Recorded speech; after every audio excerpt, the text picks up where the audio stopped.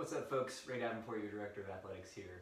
Just want to take you through a easy to do, mostly, predominantly on the floor core exercise. We'll go through a quick warm-up as well, and then we'll get right into it. Taking a look at the workout, there are 7 core exercises today. You can do them in sequence, 1, 2, 3, 4, 5, 6, 7, or you can do 2 or 3 sets of each before moving to the next.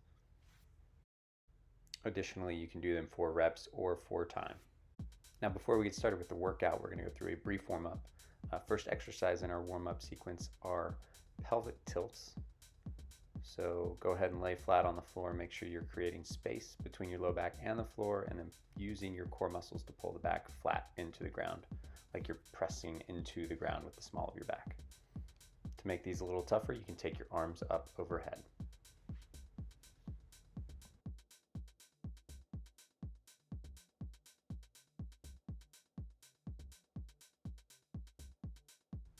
Moving on to our thoracic mobility exercises, beginning with our feet propped up on a chair. We're going to start by going forward, just lifting the upper back off the ground. This is not a crunch, we're simply trying to lubricate that thoracic spine before we get into our more intense movements.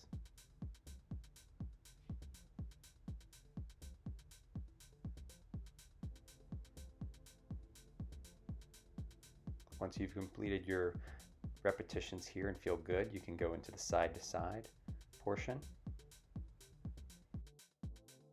Effectively, what we're doing here is getting our core ready to move in all the ways that we have in store for it during the workout.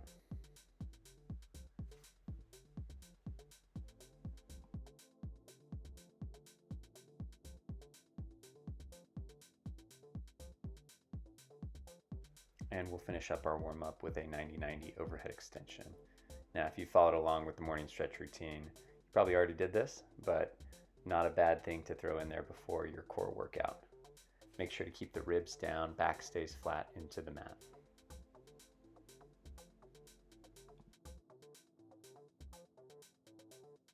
Now that we're warmed up, we'll move into our first exercise, Deadbug with shoulder rotation.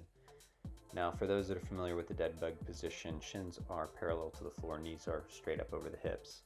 So we've got this nice 90-90 position. That flat back that we practiced with our pelvic tilts is set. And now all we're doing is rotating our shoulders. Focus here should be on keeping the hips both grounded on the floor. Okay, don't want either one to lift. Using our core to pull our shoulders back, right? So you can see as I go back to the left, my right shoulder comes off the ground, and then I pull back to center, really quiet in my lower body.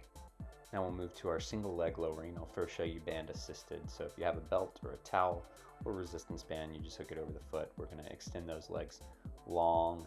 Now you will be limited based on your hamstring mobility, but just find a nice long leg position here. Lower one foot down, just barely tap the floor or float just above the floor, and then pull back in. Again, all the while maintaining that flat back.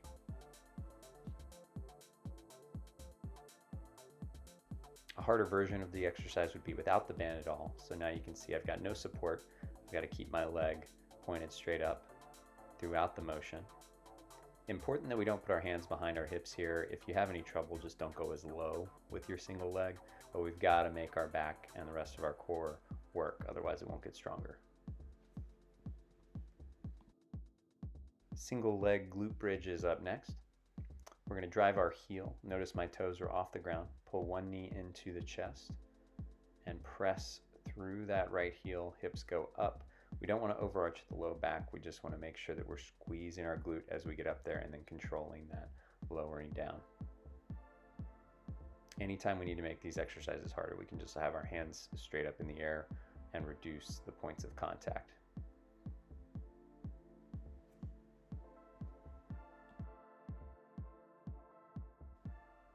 Moving on to our single leg hip rotation. We're going to test your mobility here. All we're going to do is drop the knee out to the side, push long away, rotate, and pull back to start. Okay, promise it's harder than it looks. Make sure you maintain that flat back and keep that other leg as still as possible.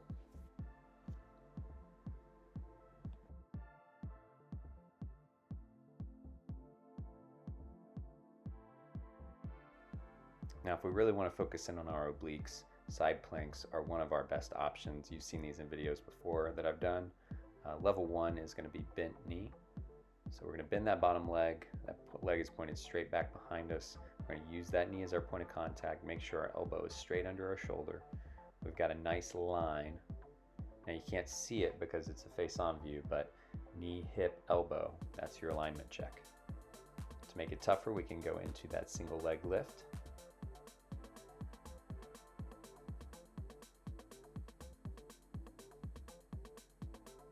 And then if we need to make it even tougher yet, we can come into our full side plank here.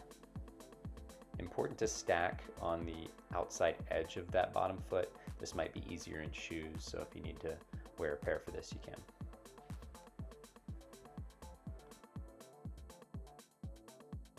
And just so you have a progression option, if you wanted to add rotation in here, you could. It is extremely difficult and demands a lot of shoulder stability. So be careful with this one. Only do it if you can hold that side plank without rotation for 45 seconds to a minute.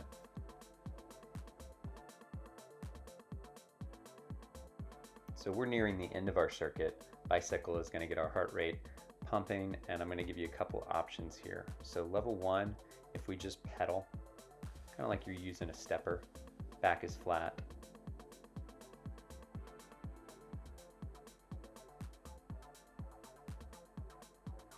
Level 2, we can lift our shoulders up off the ground, lightly supporting our head with our hands.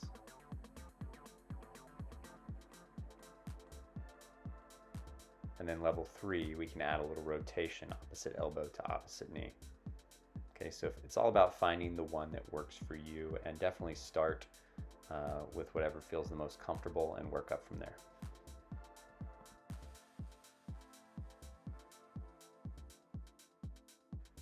So we've got another glute bridge variation here. This one will be more of a hold. So you're going to come up into that double leg glute bridge, and then all we're going to do is extend one leg long, keeping our knees in line. So really testing stability here. Make sure those hips aren't rolling side to side at all. We want to be nice and stable, chest and belly button pointed straight up towards the sky the whole time. To make it tougher, you can lift those hands up. Again, now my points of contact are my shoulders and my heel. And that's the end of the circuit. So feel free to repeat that 1 to 2 more times if you need a little bit more. Otherwise, nice work. Hope you feel good. And as always, if you have any questions or comments, please feel free to send them my way. Happy to help however I can.